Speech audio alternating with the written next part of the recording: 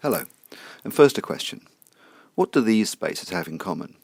They are firstly the new Australian Broadcast Corporation building, the ABC, in Brisbane, a teaching space at the University of Queensland, and the office opposite mine in the School of Journalism and Communication.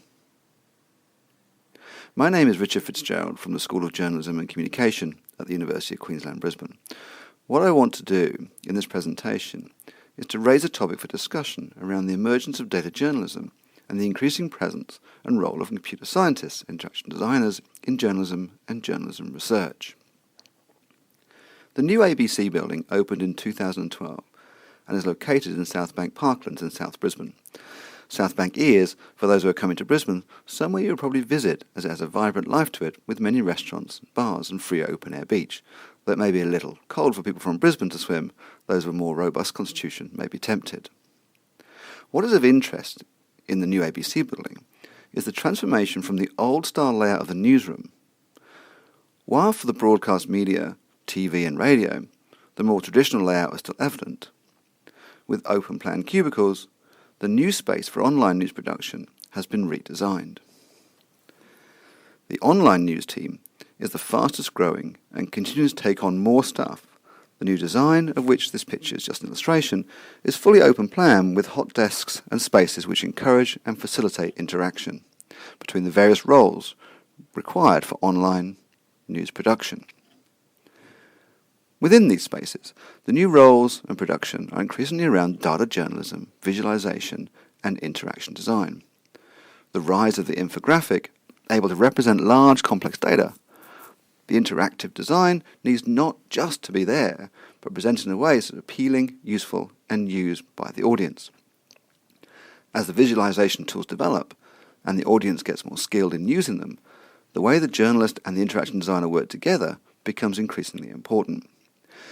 Important that they both know what each is capable of, the information required to be able to produce what is required, and also understanding each other's perspective. The productive interaction between journalists and designers is becoming essential to professional communication.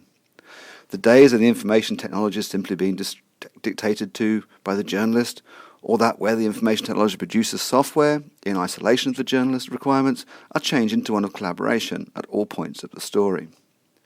At the heart of this issue is that the journalist needs to be able to conceptualize and envisage the affordances of the technology, be able to make the most of the possible ways in which to convey the information. The journalist needs to be able to convey this, explain, and work with the interaction designer, be able to get the most from their experience. So that brings me to the room opposite mine in the school. In this office is Skye Doherty and Dan Angus. Skye is a former journalist, and Dan is a computer scientist researcher with a joint appointment between information technology and the school, specializing in data visualization and developing software for visualizing interaction. Both also cross over from interaction design and journalism. Skye is using interactive design to tackle some of the problems journalists are facing, while Dan is a regular guest on news radio, here in a series of programs using software he developed to explore election candidates' political discourse. Which brings me to the third space, the teaching space. Last year, Skye and Dan designed a course which brought together journalism students with information technology students. The goal of the course was to work together in small teams and design an app that would solve a communication problem. This entailed both groups of students not only being able to communicate with each other, but to be able to understand each other, to appreciate the other's perspective. The results were an award-winning course, the design which is soon to be published. The office opposite then, a new course development, is of course a microcosm of the new online news spaces. For those interested in researching the way news is produced, this emerging collaborative site would seem a valuable opportunity, not only to study new emergent production techniques, but to also engage with the industry.